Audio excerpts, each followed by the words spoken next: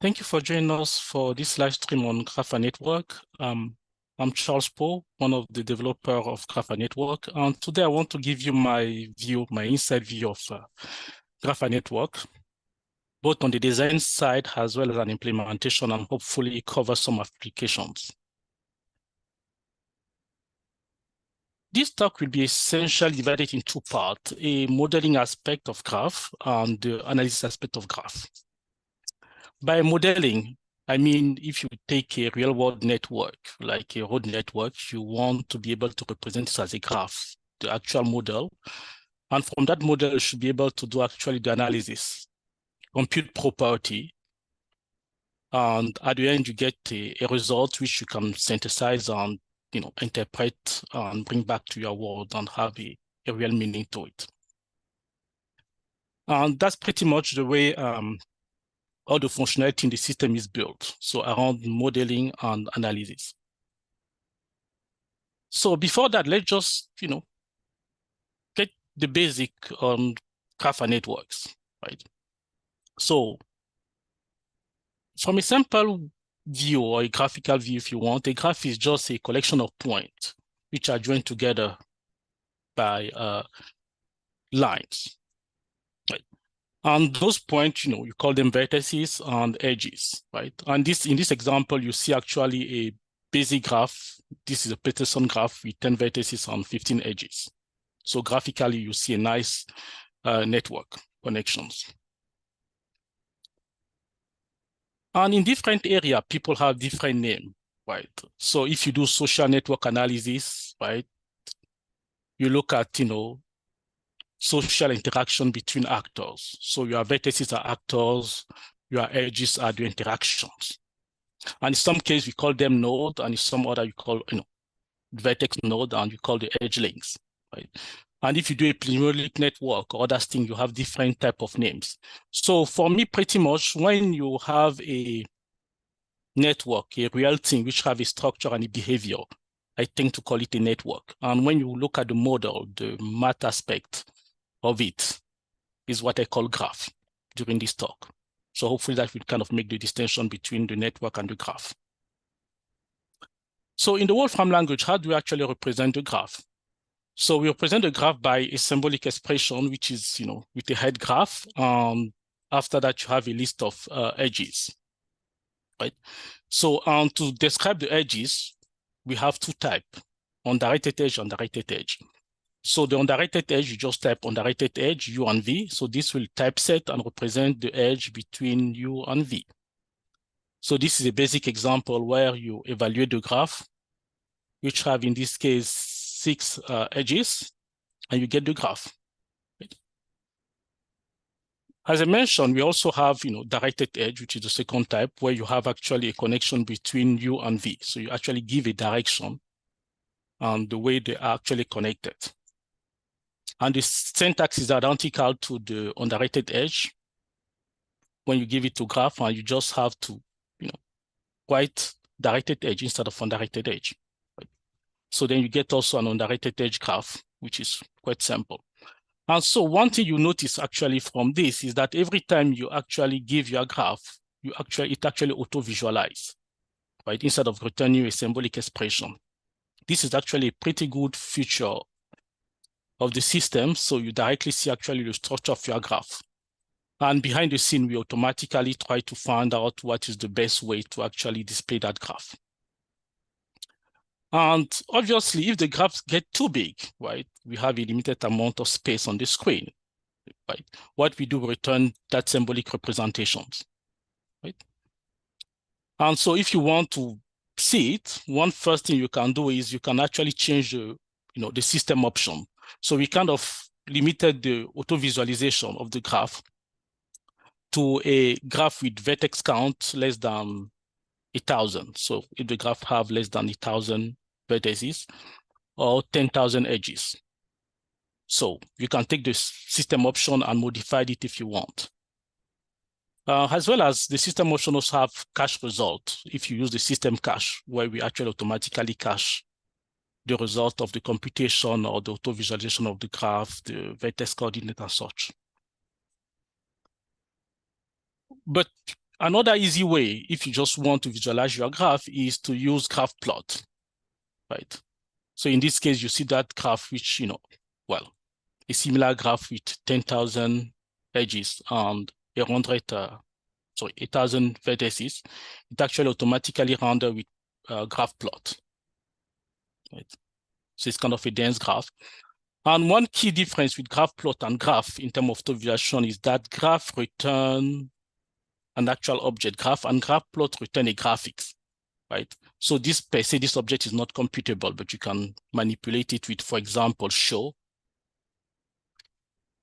and combine graph, right? So if you take a graph and put it in show, you can manipulate it as a graphic expression. So that's kind of an advantage of having show or having graph plot when you want to actually manipulate them or visualize graph and just merge them and combine them.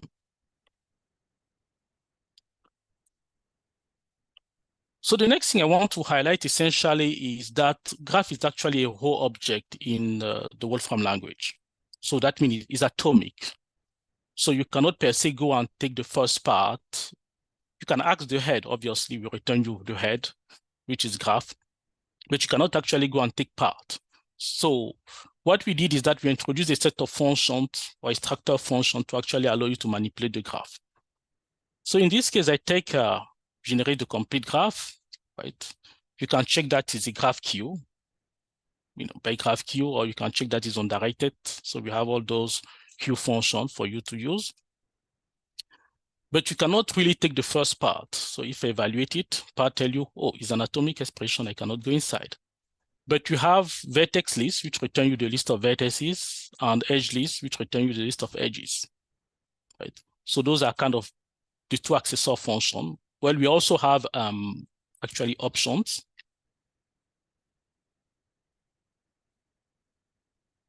Which will return you the option of the graph. So in this case, the graph doesn't have any options. And what you can actually also notice here is that you can actually take that graphical representation of a graph when you're in a notebook and just put it in your function and evaluate it, right? The front end automatically interprets it as a graph and the appropriate computation happen. So there's all those flexibility around the graph object, which kind of make it look nice and alive in the system.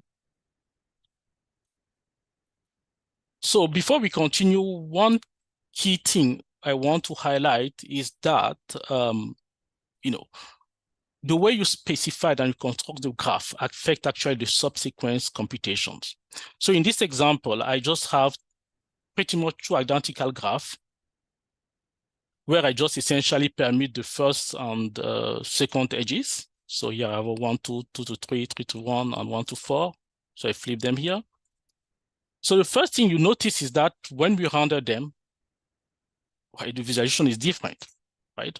And one key thing is that when we actually look at this graph and build it, right, we actually collect the edges. So implicitly, the list of edges between these two graphs are different. So if I evaluate them here, you see that the vertex list is 1, 2, 3, 4 for the first one. And the second one is 2, 3, 1, 4.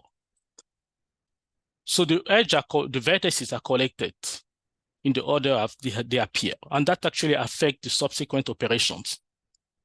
For example, the adjacency matrix, right, which represents the connectivity of your graph, right, essentially is based on the order of the appearance of your vertices. So the first graph, you have 1, 2, 3, 4, and the same for the column. And the second graph, you have 2, 3, 1, 4. 2, 3, 1, 4, and then you see that the two matrices are actually different, right? So the way you actually build the graph actually affects, subsequent operations, even though visually they may be similar, or mathematically, the way you actually express them are quite identical. And that's why we have operations such as graph isomorphism to check if the two graphs are actually equivalent, if there is a mapping which actually preserves the connectivity for the two graphs. So this is kind of one important feature, which in some cases you may be confused why your result may be completely different, right? Just make sure to check, your vertex list or the ordering of the vertices as you specify the graph, right? And one way, if you want to make sure that everything is exactly identical, you can actually specify the order of the vertices this way. Right? And obviously the order of the edges will be different, but you see that the rendering actually got consistent here. And the adjacency matrix will be are actually identical in this case. Right? So this is kind of one thing to keep in mind when you construct your graph and you want the subsequent operation to be consistent. Okay. Earlier, I kind of talked about matrices, and let's look actually at the representation of matrices here. So an adjacency matrix, right, just represent the connectivity of your graph. So we have adjacency graph to actually build your graph based on the adjacency matrix. And you can actually also extract it back with adjacency graph. As you see here, adjacency graph return you a sparse array, which you can actually use matrix to see actually the structure. We tend to return a sparse array because most of the graph we have are not dense. So that's sparse enough. So sparse array is an efficient representation for sparse matrices, right? And all the subsequent operation actually take advantage of that structure, that sparsity of your matrices. So this kind of brings us to actually the internal representation of graph, right? And obviously the graph, in Mathematica is actually a data structure, and we want to actually have that data structure to be efficient in terms of computation as well as in terms of storage. And the way you build the graph actually affect that, as we saw first in the adjacency matrix and vertex list, but it also affects the way we actually keep it and store it. So when you build a graph with just a list of edges, by default, we store it as a double link list. So essentially, we link the vertices and we link the edges together, right? And in the perfect world, you have actually a compact representation in memory where you can actually do the appropriate jump and connections together. Right? But if you give a graph with a matrix and you build it with adjacency matrix, what we do internally is that we actually store the adjacency matrix. So instead of building a double linked list, we actually just store the matrix and we operate with that. And most of the algorithm, when we are going to get to the analysis part, actually take advantage of those structure, and we have implementation specific for each structure. One way to actually see, what actually present here is actually by looking at the full form of your graph, right? Which is close to the serialization we actually do in memory or also kind of in files. So in this case, when you generate the graph and you ask the full form, you see that you have the list of vertices here, and then you have the list of edges. But when you do the same with a adjacency graph, you have the list of vertices, but here you actually have the structure, the sparse array, which we store internally. So that kind of will give you an idea of which structure we are using inside. And what type of operation may be more efficient when you do you construct your graph with a sparse array, or you construct your graph with a double linked list. Okay, so before we jump to the analysis, but let's just kind of go to the list of type of graph we have. So obviously we have undirected graph, and here I'm just using the edge list to specify them. We have directed graph, and you see the arrow automatically appearing in the rendering. But we also support mixed graph, where you can actually give both a directed edge and undirected edge. And automatically we represent it as appropriately store the right information. And down here, you can actually also see that we have multi-graph after the mixed graph. So where you can have parallel edges, so which connect actually these two vertices in between. So those are kind of this, the graph coming from, structure or modification of your edges, essentially. But there is also other type of graph you can actually build by adding additional information, right? So the first type is, weighted graph. So in this case, you just, have your graph, but you can actually add a weight to your edges. And it's also to your vertices in general, but most of the time people just add weight to edges. You can reconstruct the original matrix or the weighted adjacency matrix for your graph. And you can do operation on them. So several of the type of operation we have actually take into account the weight. So for example, if you are computing a distance for your graph, we take into account if it's weighted or not, right? And we have different functions for that. So conversely, you can also have the matrix and build your graph. So we have weighted adjacency graph. So there you have the corresponding graph from the weighted adjacency matrix. And weighted adjacency matrix can show you exactly that. So one thing you will notice here is that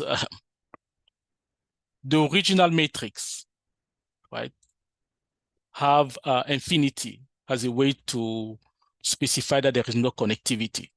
And when we return the weighted adjacency matrix, we actually specify it with a 0, right?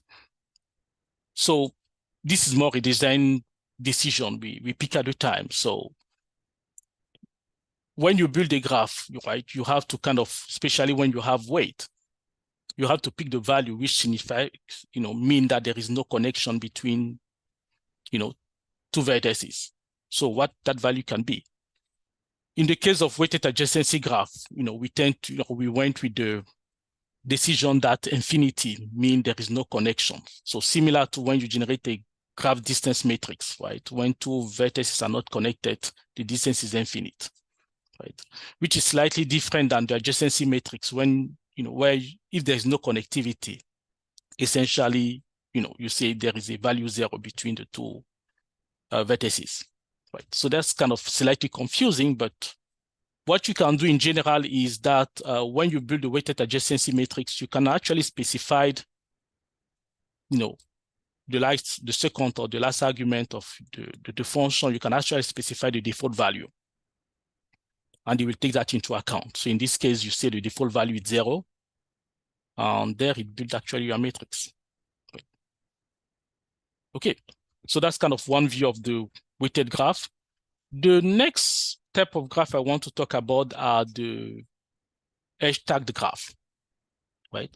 And this essentially comes from the fact that when you have a graph with parallel edges, a multi-graph, right? So it's hard to actually distinguish, the two different edges which have the same, vertices, two edges have the same vertices. This is an example here. So let's just if I evaluate that graph, so I have two edges here, 1, 2, 1, 2, 2, 3, 3, 1, right? And you see that when you essentially say, okay, I want to color the vertex 1, 2 into red, we pass it, we cannot really make the distinction between the two vertices, and we color them in red, right? So edge tag actually allow you to avoid that and actually add an additional tag or kind of a descriptor to every vertices in your graph, right? And what we actually did is that we extended undirected edge to actually support tag. So the third argument of your directed edge and undirected edge are tags, right? So in this case, you generate a graph with tags. So visually nothing really changed, but internally there is a tag which is associated to every edges. In this case, A, B, C, D. Right. And if you actually use edge tags, so in the earlier example, you see that we have graph couldn't actually, distinguish the two, but in this case, edge tag is actually able to distinguish both. This one is drawn with red, and this one is blue. So edge tag is actually what you want if you want to play with, multi-graph and make sure that you can actually distinguish or pinpoint every edges which are parallel. Okay, So the next more interesting part also in graph is the annotations, right? So in the language, expression in general, you might have a form, head, argument, followed by options, right? But graph is actually an object, right? So one is that we want to be able to modify it, right? And essentially add more property.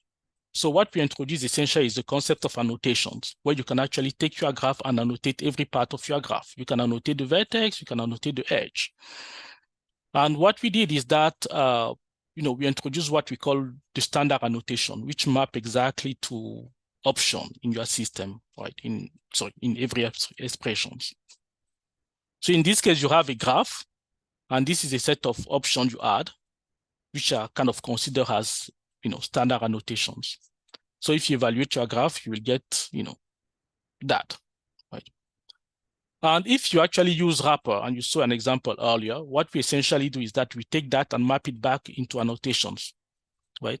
So everything in the system, when you get out of the topological structure of your graph, right, just directly map into annotation. And that's the way we actually store all the information you actually add to your graph, right? An annotation actually allows you to make that link from a network, real-world object, which have a behavior, to the abstract graph, right? Which have both the mathematical topological structure as well as additional metadata you want to manipulate. So this was an example of the spatial wrapper. And here there is this is an example of a user-defined annotation. So you can add your own annotation to graph, to the whole graph, obviously, to vertex and edges. So in this case, I add annotation to the edge 1, 3. So I get my graph. So let me call that graph G.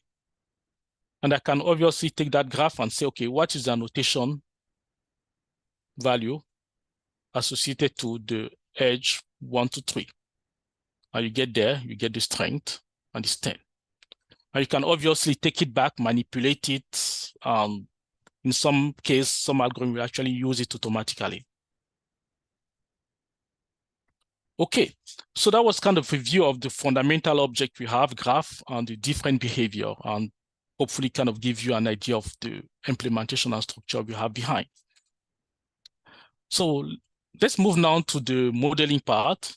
As I pointed out, right, all our functionality pretty much resolved on those two aspects, modeling and analysis, right? So modeling allows you to actually take the data you have in the real world and build the abstract model, the graph in the system. So this is kind of the different type of model you can find from computer science, physics, economy, and such. So those are different type of graphs. So I won't spend time on this.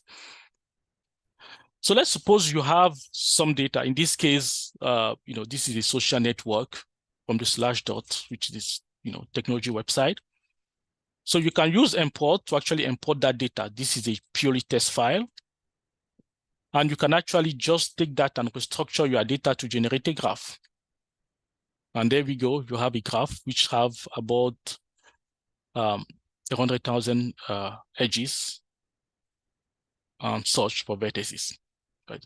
So one way to actually build graph or model graph in the system is by using import and export, where you can actually take those files depending on your, the structure of the data, and build the graph out of it. But we also support, standard graph format, graphlet, dot, graphml, GXL, and such. So you can just directly import those type of files, as well as export them and generate those type of files. The next type of collection of data or empirical type of graph we have are theoretical and empirical graph, right? So if you are more mathematically inclined, right, there is a set of standard graph you are used to, right? So graph data is a vast collection of those type of graph. I think it contains about more than 6,000 standard graph as well as property. So you can just use graph data and give the name of your graph. There is downloading the data from our server remotely. and you get the graph, and you can start directly to work with it. We also build a collection of empirical graphs, which are most common when you do social network analysis, for example. So this is kind of the connection of the Florentine family, right? And you can take that graph and directly manipulate it. So what we try to do is to provide you, both with empirical graph and theoretical ones, so you can easily start to play with graphs.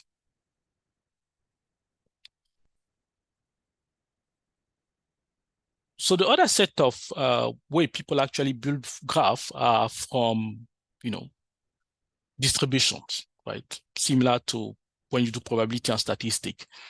So one standard mode, standard type of models for graph is the those-Remy models, which is a uniform distribution of graphs. So we introduce random graph, as well as a bunch of distribution, I think about 1, 2, 3, 4, 5, 6 of them, which allow you to actually generate those models, right? So here you have random graph, generate a uniform graph. So if you keep evaluating it as any other function, it will generate you different type of graphs, right? So we also have the Gilbert model, which is based on the Bernoulli graph distributions. And we have the degree graph distributions, right? So you can essentially generate different type of graph and do your analysis on it. One interesting thing we added is graph property distribution. It kind of allows you to actually make the jump from those graph distribution to actually standard graph in statistic, which essentially map to a value, right? So this is an example where you take, graph property distribution and you try to look at the edge count of those type of graph. And, there you specify that your variable G follow the Bernoulli graph distributions. So if you evaluate it, it tells you actually what is the distribution of the edge count. So the number of edges, what follow the distribution. So for a Bernoulli graph, the distribution of edges follow a binomial with some specific parameters, right? And obviously, for this type of graph, you can, get this type of closed form, but in general, it's not possible. So this is an example where you look at the Stroboscan distribution from a small world network and try to look at the clustering coefficients, right? Obviously, there is no closed form for that, but you can still use random variate and get actually the value. So in this case, I do even a 100 of them. So what behind we do essentially, we have different Monte Carlo method to do the right simulation and return you, random variate, where you can actually, right now take it and study that distributions. So, and that's kind of quite interesting.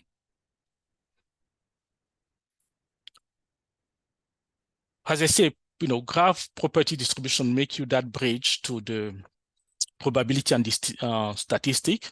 We also build several similar bridge, right, to different other areas in the system, right? So if you do linear algebra, and obviously graph is connected to linear algebra, and I talked about it earlier, adjacency matrix.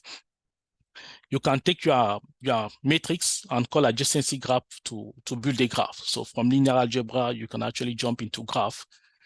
And if you actually analyze, do some complex computation in linear algebra and want to look at, graph structure of your matrix, you can actually use adjacency graph. You can also take your image and use morphological graph to actually build your graph. Or if you do geometry, you can call mesh connectivity graph, like you see in this case, and get your connectivity of your graph.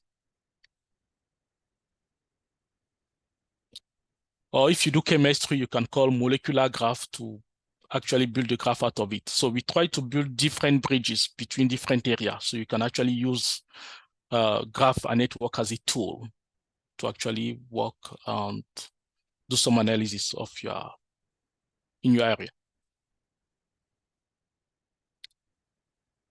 Okay, one topic I will probably just, go really fast, and my colleague J-Bomb will give a talk next Wednesday at 11 a.m. Central Time, will be on graph visualizations, right? As I showed earlier, we auto-visualized our graph. And since it's in the notebook, you actually get all the features of the notebook. Like in this case, you can get, mouse over, tooltip, and so on. So I won't go into detail with that. JBOM will present all the nice features we have for graph visualizations. But what I will just kind of highlight is that, what we have been trying to do is also to add more high-level function for your graph layout, right? Because behind the scene, we have several types of layout, right? But, they need different parameterization and, value so that you get a nice, nice looking graph at the end. Right. So what we have been doing is introducing different type of functions. Graph plot will kind of generate your graph in 2D, graph plot 3D in 3D. Tree plot will identify if it's a tree and generate the right layout. Layer graph plot will essentially put your graph in different layers based on a topological ordering and connectivity. Community graph plot will take your graph and connect them based on the community structure and other modularity parameter for your graph. And obviously, graph embedding gives you the general value of your graph in the space. So we have a set of function or plot function to actually allow you to render your graph properly. So JBOM will talk about it more in details and show you really nice graphics and rendering for that. Okay, so that was kind of my view about modeling, right? And the different way we have actually for you to actually model a graph, right? So now let's talk about analysis of a graph. So one is that we have a set of functions to analyze or provide structural property of your graph, right? So there's basic property, vertex count, edge count. But now you can look at the topological structure, right? Is it directed, undirected? Is it simple, or does it have loops or multiple edges? And after you move from it, you can look at more complex structure, right? Are these two graphs identical, even if I apply some rotation or a mapping? So it comes with isomorphism, right, there. Or if you want to detect, is there a cycle, right? Do they have what's the connectivity of your graph? We have connected graph queue and such. So those are kind of the structural operations and functions we have. And now when you move a little bit far away from those basic structural operations, you can start to add more advanced questions, right? Can I find the path between two different vertices? Or can I find a cycle, a Hamiltonian cycle, so that I can traverse all the vertices in a certain way, right? So we have Eulerian, find the Eulerian cycle, find the Hamiltonian cycle, and a bunch of other functions to actually analyze your graph, find shortest tour, find Postman tour and such. And just for the fun of it, this is kind of a nice example. We'll show how you can solve a maze using the graph functionality, using those cycle operations. So this is just parameter to style your maze, right? So we generate the maze as a grid graph, right? And one of the easiest way to generate a maze is to use spamming tree, right? So you generate the spamming tree, and there you have a maze. And you can use find shortest path to find the actual path and solve your maze. So I run that and you see that directly here, you have the path. So the functionality is quite nice, both visually and graphically, so that you can take it visually nice, see your graph, manipulate it or analyze it. So the other next set of operations we have are centrality, right? Everybody know the PageRank centrality, which was kind of the base of the Google PageRank. But we also have closeness centrality, betweenness centrality, cast centrality, eigenvalue centrality, which each one gives an interesting property of your graph, where essentially you want to give a value of importance for each vertices or edges in your graph, right? So this is an example of the Florentine family, right?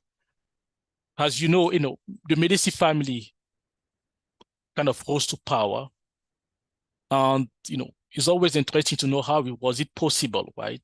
They were not really the richest family there, but you can see that through marriage and connection, they kind of, have a central position in all the network in that society, the Florentine society at the time. And that's why they were really powerful and really involved in politics in Florence at the time. I will reuse this example in my talk in 2 weeks, where I will give a talk on social network analysis, and we probably kind of dig more inside and look at those centrality functions and how they are useful to analyze social network.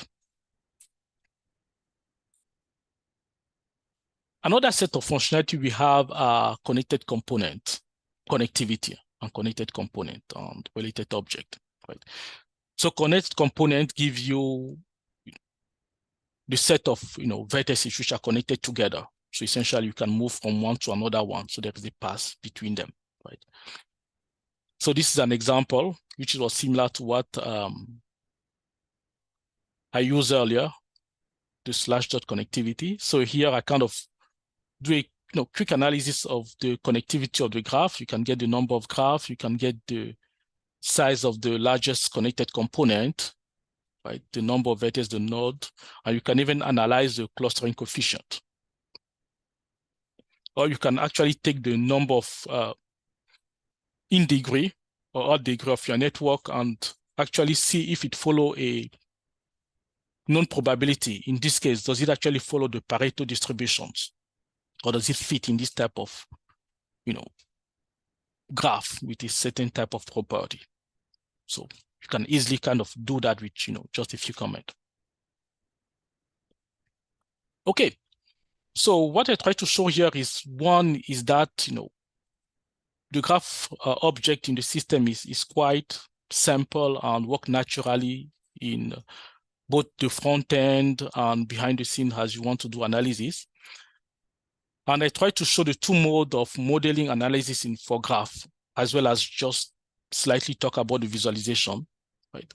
So I hope that kind of gives you an idea of the functionality in the system. And in probably the next couple of talks, we'll kind of go more deeply and talk about different aspects of algorithm. So that's pretty much all what I have today. I will take a couple of your questions if there is any on the chat before we close up here.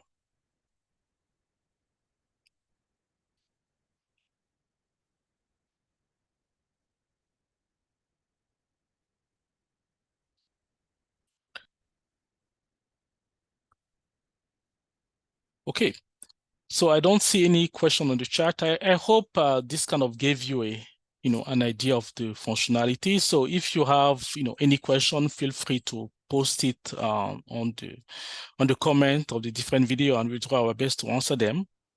And join us next week in JBOM talk on graph visualization, and my talk 2 weeks from now on social network analysis. Thank you.